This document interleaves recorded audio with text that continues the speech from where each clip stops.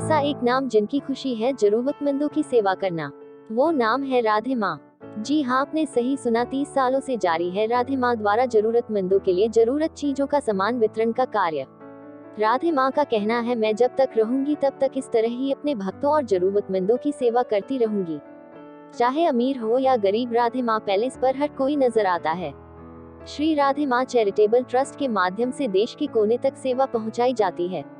इस शनिवार मुंबई के बोरीवली सिंह हाउस में एक बार फिर राधे माँ द्वारा राशन किट वितरण कार्यक्रम आयोजित किया गया, जहां दूर दूर से दिव्यांग और जरूरतमंद लोग पहुंचे थे, जिन्हें पहले तो खाना खिलाया गया और उसके बाद राधे माँ की उपस्थिति में राशन किट वितरण किया गया। इस राशन किट में आटा, चावल, दाल, शक्कर और ब्लैंकेट दिया गया। इस दरमियान राधे माँ और उनका परिवार, साथ ही एमएम परिवार भी मौजूद रहा।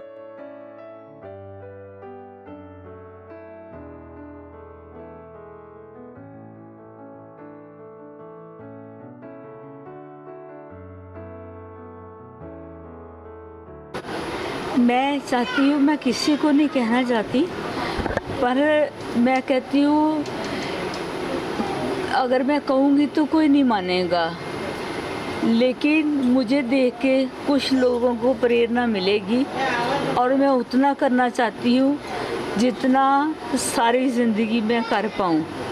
बाकी आज एक बात मैं शेयर करना चाहती हूँ।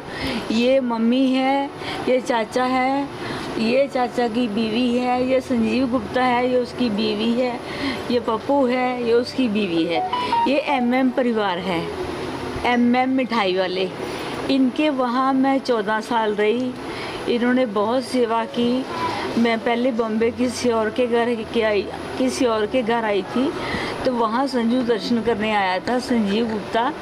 तो वहाँ से उसने कहा कि देवी माँ हमारे घर चरण डालो, तो मैं चरण डाले तो सारे परिवार को श्रद्धा हो गई।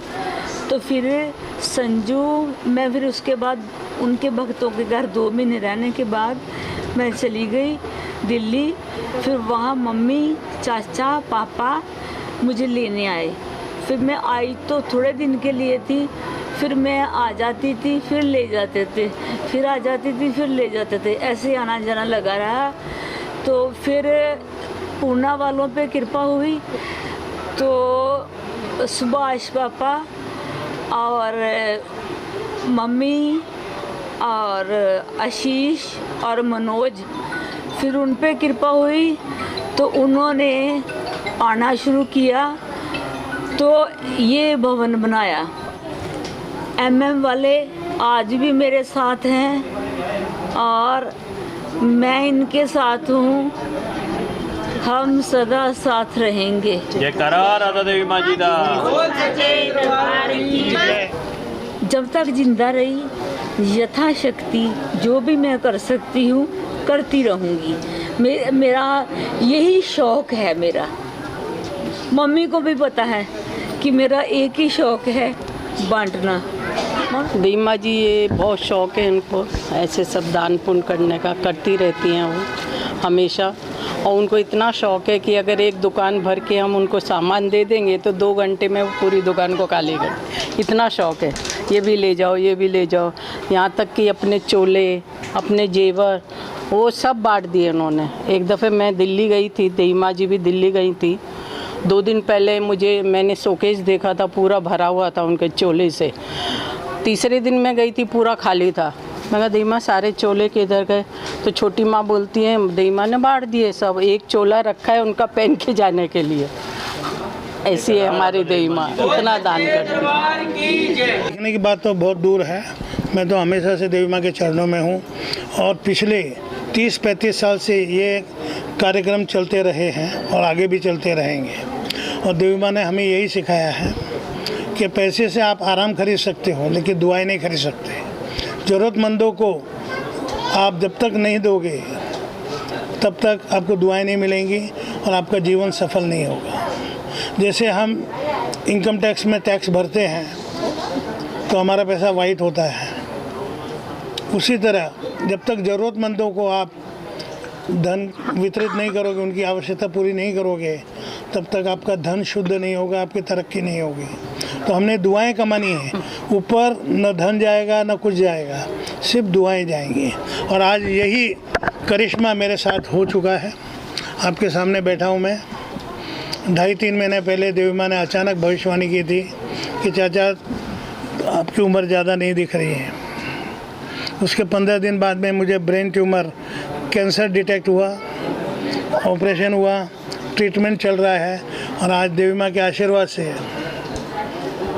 मैं ज़िंदा हूँ और आपके सामने बात कर पा रहा हूँ। तो दुआओं में बहुत असर होता है। देवी माँ जी अपने भक्तों को बहुत मान देते हैं, सम्मान देते हैं।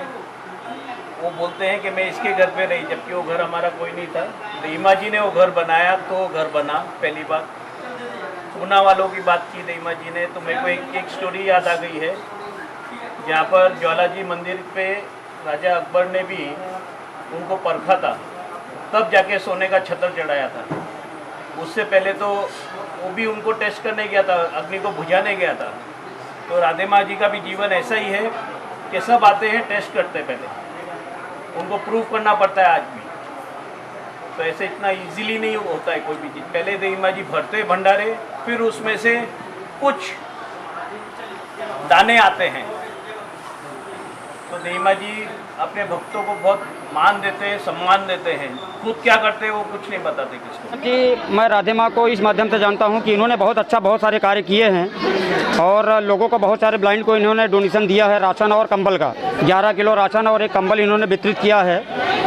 तो इस माध्यम से मैं कल्याण में रहता हूँ और मेरी संस्था का नाम है प्रेरणा अंध अपंग सामाजिक संस्था, जिसके माध्यम से मैंने बहुत सारे कार्य किए हैं। वैक्सीनेशन से लेकर के लोगों को खाना बंटवाना और बहुत सारे कार्य मैंने किए हैं, जिसके माध्यम से माताजी का मुझे नाम मालूम पड़ा। और माताजी का नाम मालूम पड़ते ही हमने तुरंत माताजी का मुझे नंबर लगाया और मुझे फ़ोन में, ये सर जी हमारे थे, इनका क्या नाम है, ये गुरु जी हमारे थे, इनके माध्यम से हमें यहाँ तक पहुँचने का अवसर मिला। और आज यहाँ पर हमारे 100 ब्लाइंड को 11 किलो राशन और एक कंबल वितरित किया जा रहा है। और हम ऐसी उम्मीद करते हैं कि जो भी आप लोग जहाँ तक हमारी आवाज़ जाए वहाँ तक हमारे ब्लाइंड और हैंडीकैप के लिए आप लोग सहकार कीजिए, क्योंकि साथ बहुत अच्छा बर्ताव हुआ है। और मुझे काफ़ी हद तक ऐसा लगता है कि अगर ऐसे देश में अगर सब लोग रहेंगे तो ये ब्लाइंड और हैंडीकैप की जो भी परेशानियाँ हैं ये सब खत्म हो जाएगी। हो रहा है कि एक तो माता जी का पहली बात तो दर्शन सबसे बड़ा महत्व का है, और दूसरी चीज़ हमारे लोग जो यहाँ पर आए उनके लिए एक अवसर था ये। मैं तो ऐसा समझता हूँ, अपने आप को मैं बहुत बड़ा सौभाग्य समझता हूँ मेरे लिए कि मैं यहाँ पर मैं आया। और माता जी को कोटि कोटि प्रणाम करता हूँ मैं कि उन्होंने जो सहकार्य का काम उठाया है ये शायद ऐसा कोई कर नहीं सकता और ऐसा कोई करके दिखाया भी नहीं आज तक।